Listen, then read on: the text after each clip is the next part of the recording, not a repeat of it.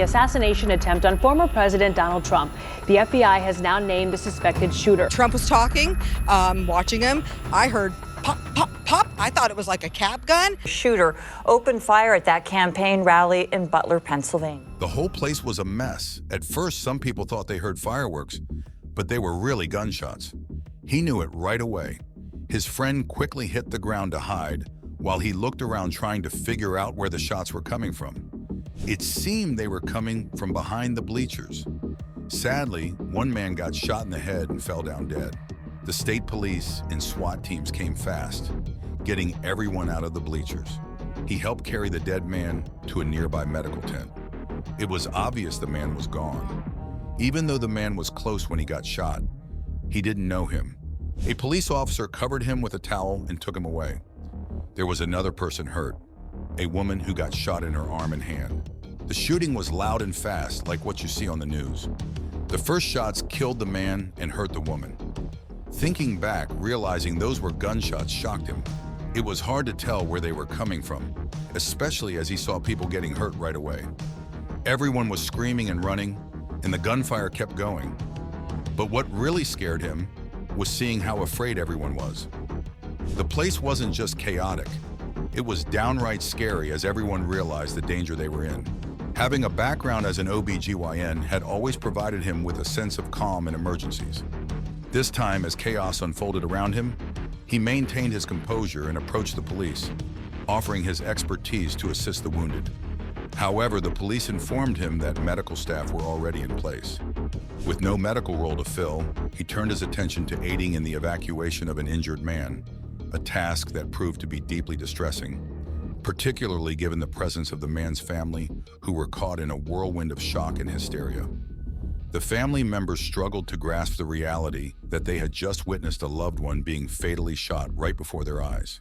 Their grief was palpable and immense, adding a profound layer of sorrow to the already grim atmosphere. The terror of the moment extended beyond the gunfire itself. It seeped into the aftermath, marking the deep emotional impact on those left behind. As the injured man was hastily carried from the bleachers to a temporary medical facility set up behind the scene, the air was thick with tension. His family followed close behind, their faces etched with shock. Among the 5 family members, 2 were visibly distressed, their expressions a mix of disbelief and sorrow. Each passing second was critical as the situation continued to unfold with alarming speed. Life or death? Amidst the confusion, a witness named Joseph provided a clear account of the tragic events. "We heard the gunfire, those sharp, unmistakable sounds of shots being fired, and then chaos ensued.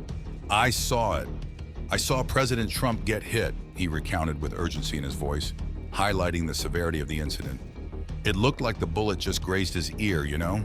This happened so quickly that the Secret Service barely had time to react.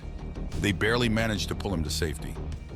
Joseph's detailed description captured the shock and rapid response that defined those critical moments, underscoring the intense drama and fear that enveloped everyone present. The scene was chaotic, with the initial 7 shots ringing out, instantly killing a man and injuring a woman in her forearm and hand. "I was recording the whole event," Joseph continued, his voice tense. "Through my lens, I saw the president turn his head just as the bullet made contact, narrowly missing a more critical hit." But this wasn't the worst part. Joseph tried to recall where the man who was fatally struck was sitting, describing it in relation to the former president. The man was at the far left end of the bleachers, directly facing President Trump. From what I could tell, the shots seemed to come from behind us. From the rear, it was like the man was caught between the shooter and the president, unintentionally in the line of fire. Historic chaos at the rally.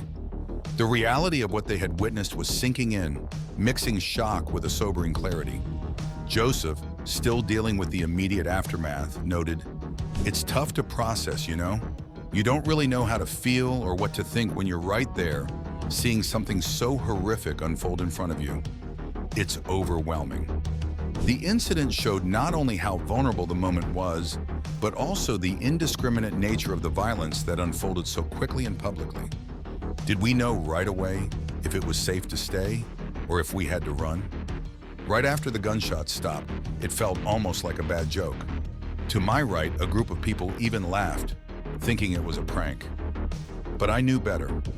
The sound of the gun was unmistakable. I had just seen a man get hit in the head and fall to the ground.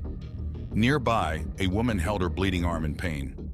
The rest of the crowd, oblivious to the severity of the situation that a few had witnessed, carried on with laughter and confused whispers.